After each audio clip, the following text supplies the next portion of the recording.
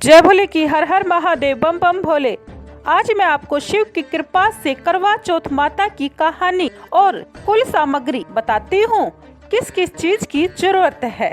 सबसे पहली शुरुआत प्रथम पूज्य गणेश से करें। मिट्टी का करवा पानी या नाद से भरा हुआ हो। दूसरा, खांड का करवा खील और श्रद्धा अनुसार दक्षिणा डली हुई हो। हल्दी का टीका और 5 सिंघाड़े कलावा।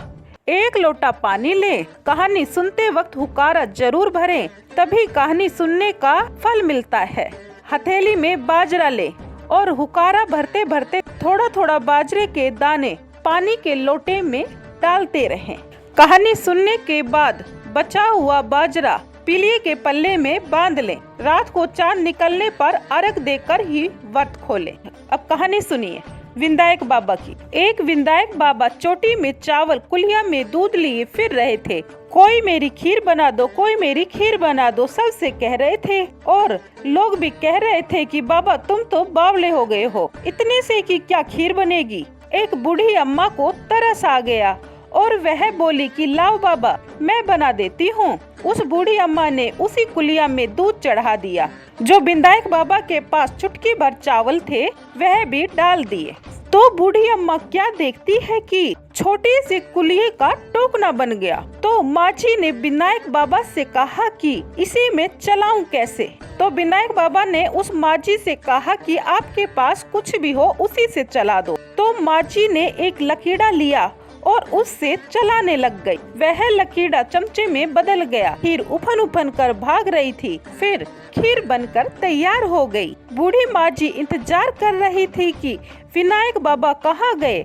विनायक बाबा आए और भोग लगाए तो हम भी खाएं। उस बुढ़िया माझी की बहू ने सोचा कि बहुत देर हो गई है, मुझे तो बहुत तेज भूख लग रही है, चलो चुपचाप खा लेती हूँ, किसी को पता भी नहीं चलेगा। उसने चुपचाप कटोरे में डालकर खीर खा ली और कटोरा वहीं पर मौधा मार दिया। तो आए विनायक बाबा। वह उस बुढ़िया माझी से बोले, आप कैसे बैठे हो। बूढ़ी माझी ने कहा कि आपने तो बहुत देर लगा दी, हमें तो बहुत भूख लग रही है। विनायक बाबा बोले कि माझी मैंने तो तभी खा लिया जब तुम्हारी बहू ने खाया। माझी ने पूछा, बहू तूने बाबा से पहले ही खा लिया। बहू ने तो बाबा के पैर पकड़ लिए और छोड़े ही नहीं। ये तो कोई करामती बाबा हैं और ये अंतर्यामी भी हैं, जिन्होंने सब कुछ जान लिया। उसने बाबा के पैरों में गिरकर क्षमा मांगी और कहा कि बाबा हमारी गरीबी मिटाओ। बहू ने बाबा को जाने ही नहीं दिया। तो बाबा उसके क्षमा मांगने से पिघल गए। तो बाबा ने कमंडल से छींटा मारा तो झोपड़ी से महल खड़ा हो गया। धन दौलत सब कुछ भर गया। उसके घर में सब तरह की मौज हो गई। जैसे विनायक बाबा उस माझी के घर आए वैसे ही सबके घर आए। कहते के सुनते के और हुकारा भरते के। जय करवा चौथ माता। हमारे यहाँ 2 कहानी यानी जोड़े से सुनने का रिवाज है। अब करवा चौथ माता की कहानी सुनिए। 7 भाइयों की एक बहन थी जिसकी शादी हो चुकी थी। उसका शादी के बाद पहला करवा चौथ था। पहला करवा चौथ तो लड़की अपने मायके में ही मनाती है। वह 7 भाइयों की लाडली कोडली प्यारी बहन थी। सब भाई अपनी बहन को खाना खिलाकर तब खुद खाते थे। खाने का समय हुआ तो भाई बोले, चल बहन खाना खा लेते हैं। बहन ने अपने भाई को बताया कि नहीं भाई, आज तो मेरा करवा चौथ का व्रत है, जब चांद निकल आएगा तब ही मैं रोटी खाऊंगी। भाई बोले कि अगर चांद अभी निकल आए तो तुम अभी रोटी खा लोगी। बहन ने कहा, हाँ अगर चांद अभी निकल आएगा तो मैं अभी रोटी खा लूंगी। भाइयों की लाडली बहन भाइयों से अपनी बहन की भूख प्यास देखी नहीं गई। तो उन्होंने सोचा कि क्यों न चांद बनाया जाए। तो कोई भाई फूस लेकर आया, कोई भाई छलनी लेकर आया। पहाड़ के पीछे जाकर आग लगा दी और छलनी मोदी मार दी। बहन बहन चांद निकल आया है, जल्दी सी अर्घ देकर खाना खा लो। तो बहन ने देखा तो उसे भी लगा कि हाँ चांद जैसा तो लग रहा है, परछाई सी भी दिख रही है। तो उस बहन ने अपनी भाभीयों से कहा कि भाभी भाभी चलो चांद निकल गया है, तो भाभी को पता था कि इसके भाई ने मजाक किया है, क्योंकि इतनी जल्दी तो चांद निकल ही नहीं सकता। भाभी बोली कि ना दीदी, तुम्हारे नाम का ही चांद निकला है, मेरे नाम का तो नहीं निकला। वह भी यूं ही मजाक कर रही थी, क्योंकि भाभी को भी नहीं पता था कि उनकी बहन सच्ची समझ रही है और रोटी भी खा लेगी। तो वह रोटी खाने बैठ गई। उसके सामने कुछ अपशगुन हुए। पहला गस्सा तोड़ा तो बाल आया, दूसरा गस्सा तोड़ा तो छींक आई, तीसरे गस्से में नाई का बुलावा आ गया कि इनका आदमी सख्त बीमार है।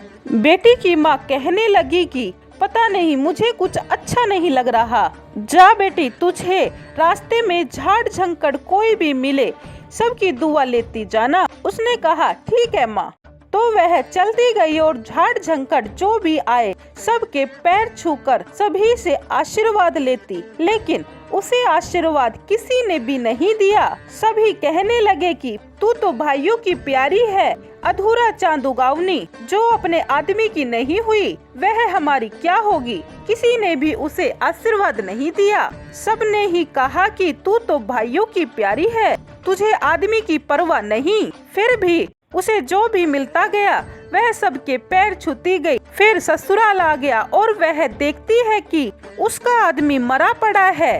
वह अपने आदमी को देखकर बहुत रोने लगी और जब उसके आदमी को ले जाने लगे तब वह बोली कि मैं अपने आदमी को ले जाने नहीं दूंगी, मेरा सुहाग तो चौथ माता ने लिया है, मैं चौथ माता से ही वापस लूंगी। सब लोग बोले कि अब वह मर गया है, अब कुछ नहीं हो सकता, ना ही ये जिंदा होगा।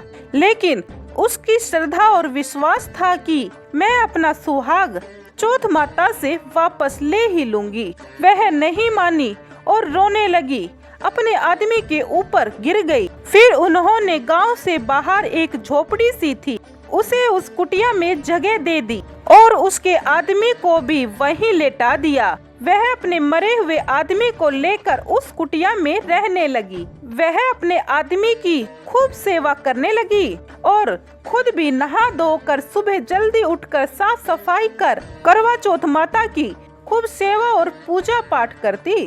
फिर दोबारा से करवा चौथ का व्रत आया तो उसने भी करवा चौथ माता का व्रत किया। करवा चौथ माता ने सोचा कि क्यों न उसकी परीक्षा ली जाए कि वो कितनी मुझे मान देती है। करवा चौथ माता वेश बदलकर उस गांव में आई। घर घर जाकर बोली, कोई मेरा कांटा निकाल दो, कोई मेरा कांटा निकाल दो। लेकिन गांव की औरतों ने उसका कांटा नहीं निकाला। वह बोली कि आज तो करवा चौथ माता का व्रत है, आज तो कोई सुई हाथ में नहीं लेगा।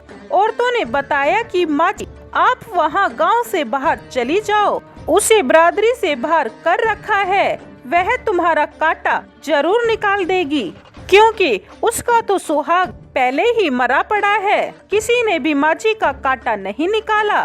तो माँ जी वहीं गई और जाकर कहने लगी कि बेटी मेरा कांटा निकाल दो। तो वह बोली, माँ जी आज तो चौथ माता का व्रत है, पर कोई बात नहीं, आपको दर्द हो रहा है ना, तो मैं निकाल देती हूँ। कोई काटे हाथों से, मैं काटूं दांतों से, जिससे चौथ माता का व्रत भी रह जाएगा और तुम्हारा दर्द भी ठीक हो जाएगा। तो उसने अपने दांतों से कांटे को निकाल दिया। माँ जी का दर्द भी ठीक हो गया। माँ जी ने आशीर्वाद दिया कि बूढ़ सुहागन हो, 7 पुतों की माँ हो, और भी बहुत सारे आशीर्वाद दिए। तो वह बताने लगी कि कहाँ से मेरे पूत हो माँ, मेरा तो सुहाग ही चौथ माता ने ले रखा है। वह बूढ़ी माँ जी कहने लगी कि बेटी मैंने ही तेरा सुहाग लिया था, मैं ही आज तेरा सुहाग दे रही हूँ। अपने कमंडल से छींटा मारा, उसका आदमी हर हर करता हुआ खड़ा हो गया। दोनों ने चौथ माता के पैर छुए। वह बोले, आपके आशीर्वाद से सब कुछ ठीक हो गया है। वह 16 श्रृंगार करे, खुशी खुशी कढ़ाई चढ़ाए, खूब मिष्ठान बनाए और वहाँ पर बच्चे खेल रहे हैं। फिर उसकी देवरानी जेठानी अपने बच्चों से बोली कि कोई रोटी बासी कुसी हो तो उसे दे आओ, बेचारी भूखी बैठी होगी। तो वहाँ जाकर उसके बच्चों ने देखा कि वह तो करवा मिनस रही है और ताऊ जी भी जिंदा हो गए हैं। उन्होंने यह बात घर आकर बताई तो सब लोग सोचने लगे कि यह कैसे हुआ, वह तो मर गए थे। सारा गांव आ गया और पूछा कैसे हुआ, यह कैसे हुआ। तो उसने बताया कि मेरा सुहाग तो चौथ माता ने लिया था और चौथ माता ने ही दिया है। सब लोग बहुत खुश हुए और फिर खुशी खुशी चौथ माता का व्रत श्रद्धा और विश्वास के साथ सभी ने किया। फिर सभी एक साथ रहने लगे।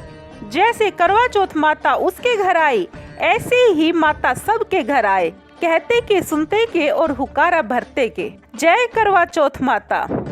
फिर करवा चौथ माता की धो खाकर अर्घ देने के बाद साड़ी के ऊपर सुहाग का सामान मीठा करवा और दक्षिणा रख कर मिनस ले और पैर छूकर अपनी सास या ननद को दे। अगर वह नहीं हो तो कोई बूढ़ी ब्राह्मणी या फिर पंडितानी को देकर आशीर्वाद ले। जय करवा चौथ माता। जय विनायक बाबा। जय भोले की हर हर महादेव। बम बम भोले।